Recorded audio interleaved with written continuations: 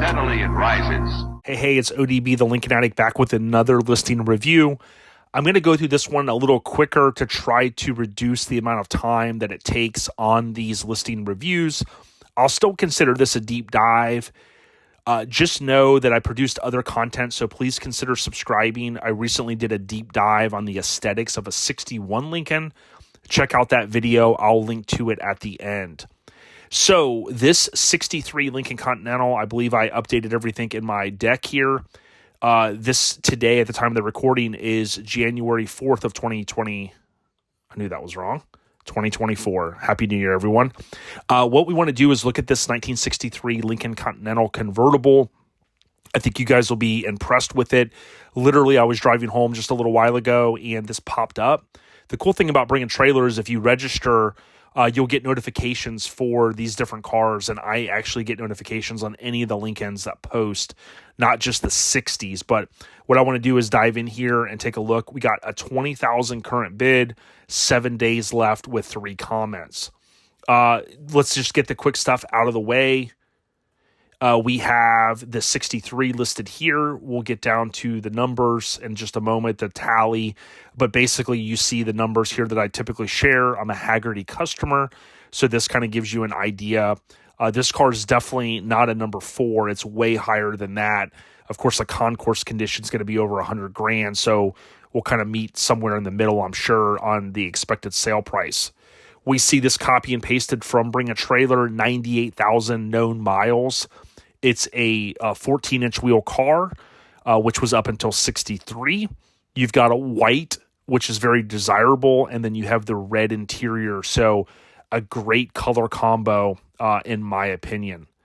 It was posted in the Lincoln Registry, which, again, you can Google or just go to the Lincoln Registry. The site loads a little slow for me, typically, once you click on the Access database. But this was entered, surprisingly, not just this week, but back in 2019, and it says LCOC 1976. So somewhere, maybe it was the owner or there was some sort of record that showed that this car was like in their database. So that's kind of good information to kind of know that a Lincoln Continental Owners Club person owned it at one point. Here we see the total at the bottom, 31,233 total cars, which is mostly sedans produced for the 63 model year. We can see based upon the VIN number, it's the 10,351st built, which is those last 5 digits of the VIN. Of course, the 4 doesn't mean anything. The other stuff is all standard. So out of 31,233, this was the 10,351 built. If we look here a little bit further, again, this information is broken down as well through Bring a Trailer. It's the ermine white, red upholstery. It was 11/6 of 62. So November 6th of 1962. So just if it started in August, so August to September, September to October, October to November, you're less than 3 months into that total yearly build, if you will, and that's why you get the 10,000 out of that 30 some odd thousand in terms of where it was built. So I want to take a look at the pros of the listing here in just a moment, but let's take a look at the car. So you got a front 3/4 shot. Again, it's a 63, that very distinctive front end, that grille. To me, it was further refined from the rectangles, as I call it, in 62. This is the pre-64, obviously, but resemble a little bit of resemblance, but to me the 63 is just really an amazing car model, if you will. We can see it's a 63 from the back as well. I'll be covering more details on the 63 in the future. To me, what sticks out is the ermine white. Very classy color. Anytime I post white Lincolns, a lot of people kind of talk about class and pure class. We can see the interior, to me, looks really good. There is a comment whether it is actually leather. They mention leather here, so I had that highlighted to kind of point that out. Whether it's leather or not, it looks really good. And I can tell you, just to get this interior redone, depending on where you live, could easily be thousands of dollars. So certainly we could debate whether it's leather or vinyl. You might want to ask the seller that. But to me, the interior looks very, very, very nice. We can see in the engine bay, it has a yellow top Optima battery. I've always loved Optima batteries and had good luck with them. I do recommend the Optima battery charger if you have one. It seems to work best. Here we can see, obviously they have access to a lift. I've met the gentleman before that is selling this car, and I think he's a really outstanding, kind of upstanding guy, if you will, in my opinion. We'll look at some of these footages here in just a moment, which is super cool. Philip or Phil and the person that kind of helps with some of probably these videos, possibly, they do a great job with the drone footage and stuff. I think it's super cool. What I want to do is go through these photos, and then we'll look at the pros of the listing that I kind of gave you guys a hint at there a moment ago. To me, this car just looks really, really nice. And again, I'm not affiliated with the seller in any way. I think my assessment on this car is that, sure, it's not perfect. And oftentimes, like my friend TC from Lincoln Land will say, these cars often need something, okay? But certainly when I look at this car, if I was in the market for a Lincoln, this is one that I would go after. There are a few imperfections, and again, that's going to be typical, in my opinion, of most of these cars, which I call kind of like a survivor car. Obviously, this is something that could be remedied, as well as the imperfection here in this kind of dog leg area. The rear doors typically will have a little bit of this festering, or whatever you want to call it, there a little bit. We can see it does have the 62, 63 wheel covers. Now, if I was looking at this car and I was in person, I would want to just kind of check all these different wheel wells and everything. My 64 has a little bit of crunchiness in here. So again, even these nice cars, they're usually not perfect on bottom.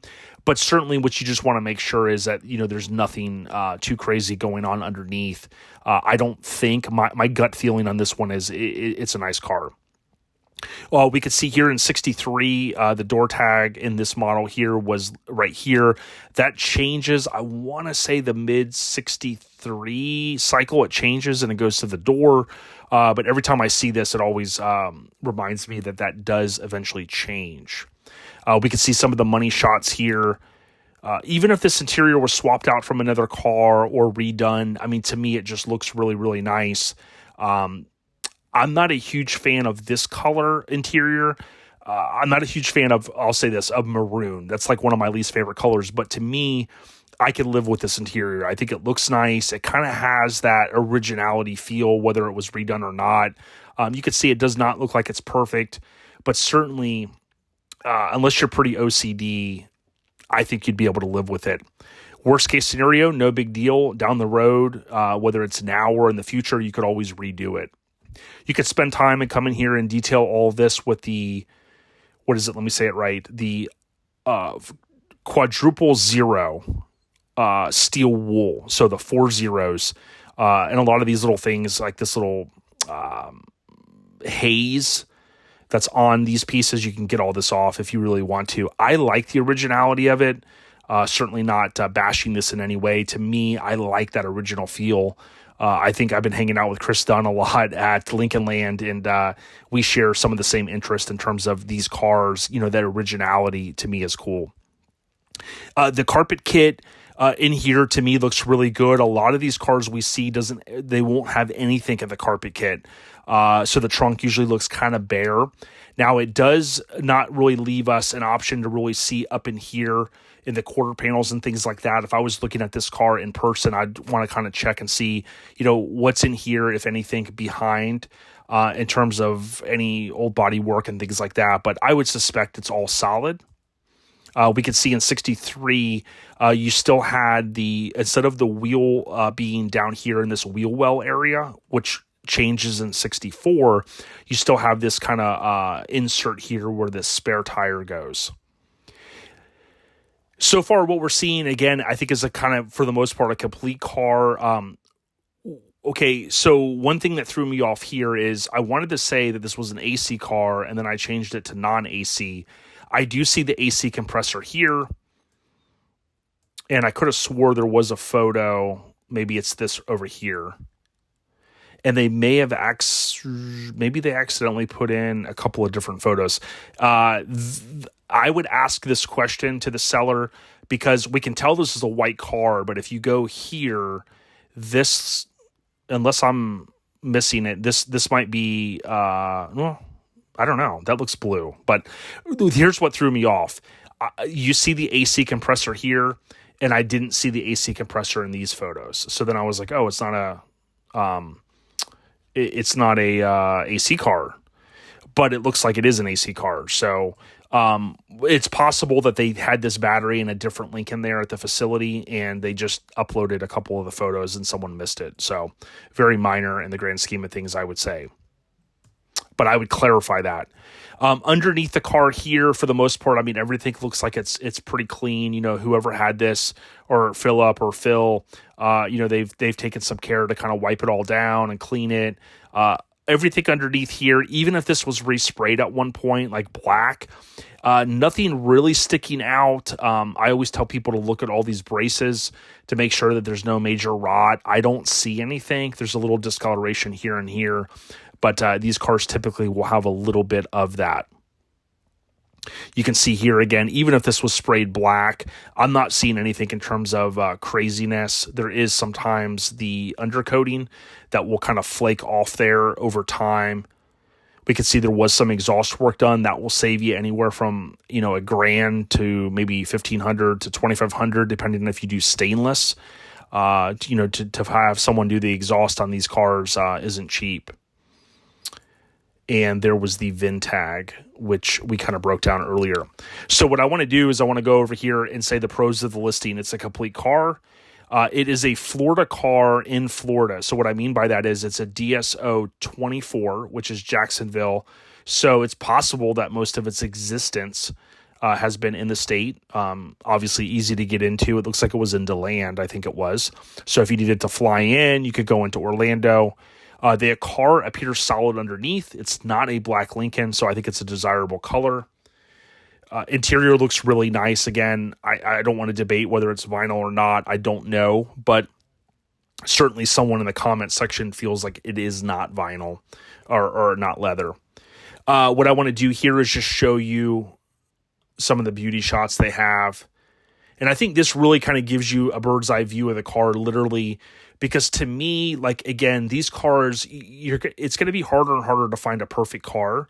But understand this, the more perfect a car is, the more you're going to pay for it.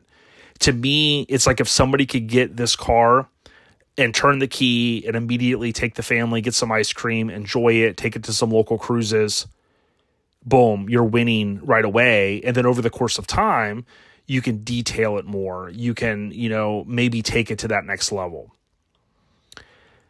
Now, I have a hard time, to me, I think this car should go over, my opinion, it should go over 60,000.